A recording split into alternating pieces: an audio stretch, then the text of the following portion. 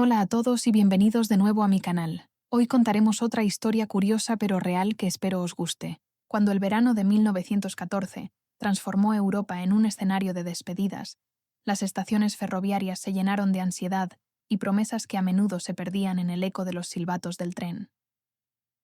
A quienes partían, les esperaba la vorágine del frente de batalla. A quienes se quedaban atrás, les abrazaba la sombra silenciosa de la incertidumbre. Y pronto, la del hambre. Fue una época en la que la esperanza se desvanecía con cada carta que llegaba o dejaba de llegar. Tras los muros de sus hogares, las mujeres miraban el calendario con un miedo creciente, contando los días, las monedas y las ausencias que se acumulaban. Poco a poco, las ciudades comenzaron a mostrar señales de un cambio invisible pero profundo.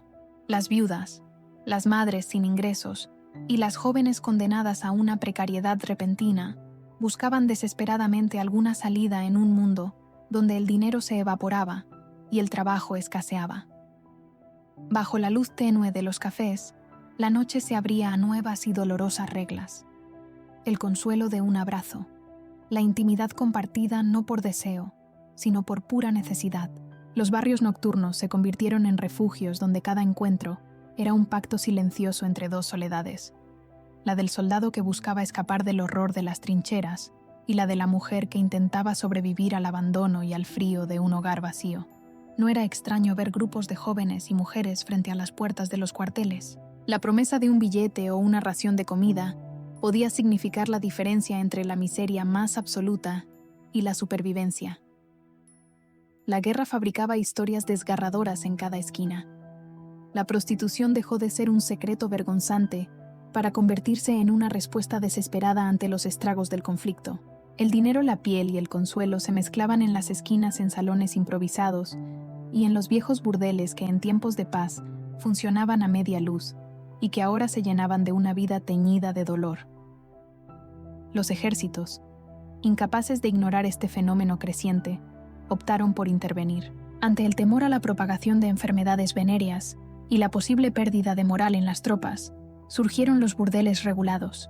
En Francia, por ejemplo, se popularizaron los maisons tolérés, espacios donde los encuentros estaban supervisados, las revisiones médicas eran obligatorias y las reglas se hacían más estrictas con cada día que pasaba la lucha. No se trataba solo de regular el deseo, sino de controlar aquello que amenazaba con escaparse de sus manos, la dignidad y, sobre todo, la salud de la tropa. Mientras tanto, los soldados británicos recibían advertencias constantes de no dejarse llevar por el vino y las mujeres, y los estadounidenses llegaron a prohibir casi por completo estos contactos. En esta otra guerra, lejos del barro y el gas de las trincheras, la hipocresía y la necesidad bailaban un vals macabro. Las mujeres eran vigiladas, sometidas a controles sanitarios humillantes, juzgadas y arrestadas si se sospechaba que portaban alguna enfermedad. Sin embargo, nadie regulaba la soledad de los hombres que en la oscuridad confesaban a sus compañeros y en sus cartas un miedo que iba más allá de la muerte inmediata. El miedo al vacío que los acompañaba cuando el estruendo de la batalla cesaba. Así, entre las luces difusas de los gramófonos y el murmullo de conversaciones clandestinas, la prostitución se convirtió en una sombra inseparable de la Gran Guerra. Era como si, tras cada herida abierta en el frente, se abriera otra, más profunda, en los corazones de quienes buscaban, aunque fuera por un instante, el calor humano que la guerra les había arrancado brutalmente. Conforme se alargaba el conflicto, esta se convirtió en una pieza fundamental de la maquinaria bélica, la prostitución. Para los soldados, los encuentros con mujeres que ofrecían compañía o servicios íntimos se volvieron una parte casi rutinaria de su existencia, tan común como las inspecciones médicas o las cartas enviadas a casa, con la esperanza de un futuro que parecía cada vez más lejano. Imaginen el escenario. Semanas, a veces meses, sumergidos en el horror de las trincheras. El barro, la sangre, el miedo constante como un zumbido perpetuo en los oídos. En medio de ese infierno, una visita a un burdel representaba un breve respiro, un oasis efímero donde podían aferrarse a la ilusión de una vida normal, de una humanidad que la guerra les estaba arrebatando día a día. Era un intento desesperado por sentirse vivos, por recordar el calor de otro ser humano, en un mundo dominado por la muerte y la destrucción. Los altos mandos militares, lejos de ignorar esta realidad, la abordaron con una mentalidad pragmática y estratégica. Comprendieron que esta necesidad era profunda y real, y que si no se gestionaba, podría convertirse en un problema mayor. Así, optaron por la regulación estricta. Surgieron burdeles militares oficiales, supervisados y estratégicamente situados cerca de hospitales de campaña o zonas de descanso para las tropas. Todo estaba bajo una vigilancia y un control constantes. El objetivo principal era contener la propagación de enfermedades de transmisión sexual, un enemigo silencioso que amenazaba con diezmar la salud y la moral de los ejércitos de una manera tan efectiva como las balas del enemigo. Pero si nos quedamos solo con la regulación y la logística, nos perdemos la historia más profunda.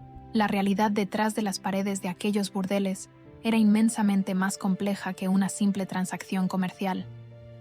En los susurros apagados, en las miradas cansadas y en los gestos de una ternura fugaz, se escondían historias humanas que los libros de historia rara vez han documentado. Eran mujeres que, atrapadas en circunstancias extremas, también amaban, lloraban y luchaban por sobrevivir en un mundo que se desmoronaba. Ellas compartían con los soldados el peso del agotamiento, la desesperanza de una generación entera enfrentada a la brutalidad sin sentido de un conflicto global. En muchos sentidos, eran dos caras de la misma moneda del sufrimiento. Además, es crucial entender que no todas las mujeres que se acercaban a los campamentos y zonas de descanso lo hacían para ofrecer servicios sexuales. Muchas otras encontraron un rol distinto pero igualmente vital: ofrecer compañía a quien la necesitara. Eran una presencia reconfortante, un oído atento para escuchar las confesiones y los miedos que un soldado no podía compartir con sus camaradas. Ayudaban a los analfabetos a leer las cartas de sus seres queridos o a escribir respuestas llenas de anhelo. Ofrecían cuidados tiernos, remendaban uniformes o simplemente compartían una conversación que aliviaba las heridas invisibles, las heridas del alma, que eran a menudo más profundas y dolorosas que las físicas. En un tiempo y un lugar donde la fragilidad humana era la norma, estas mujeres se convirtieron en testigos silenciosos de la devastación que la guerra había causado en el espíritu de aquellos hombres.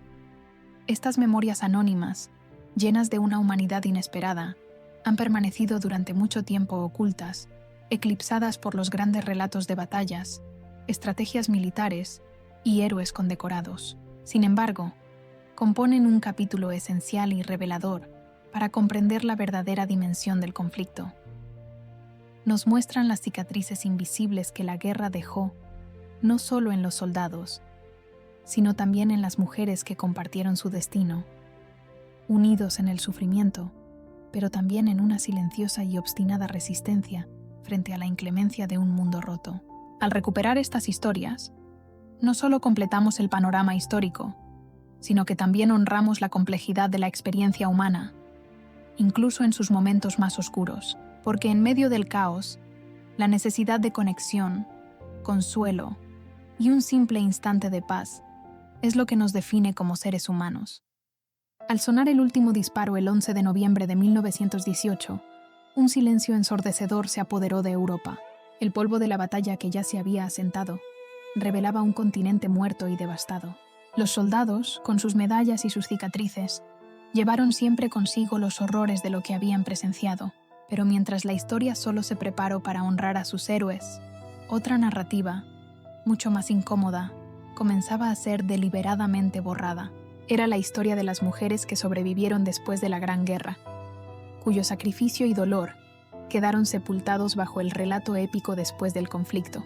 En las ciudades y pueblos, las mujeres asumieron roles que nunca antes habían imaginado. Sin embargo, más allá de este esfuerzo visible, existía una realidad paralela, una que la sociedad prefería no mirar de frente. En este contexto, la prostitución se expandió a una escala sin precedentes.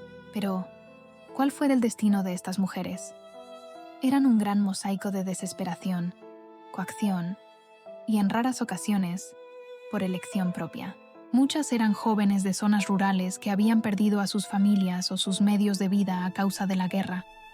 Otras eran viudas de soldados cuya paga no era suficiente para sobrevivir en la posguerra. También había mujeres de los territorios ya liberados, forzadas a esta vida por la pura necesidad de alimentar a sus hijos. Para ellas, la prostitución no era una decisión moral, sino una estrategia de supervivencia en un mundo que les había arrebatado todo lo demás. La vida dentro de estos burdeles era una rutina de explotación. Las mujeres atendían a un flujo interminable de hombres traumatizados, que buscaban un breve escape del infierno vivido en las trincheras. Aunque la guerra ya había terminado hace meses, la sociedad devastada estaba obsesionada con la reconstrucción y el heroísmo. No tuvo lugar para ellas. Los soldados habían regresado como héroes, incluso con sus traumas y mutilaciones, pero estas mujeres fueron etiquetadas como caídas, un daño colateral vergonzoso que debía ser ocultado. Se convirtieron en fantasmas, borradas de la memoria colectiva.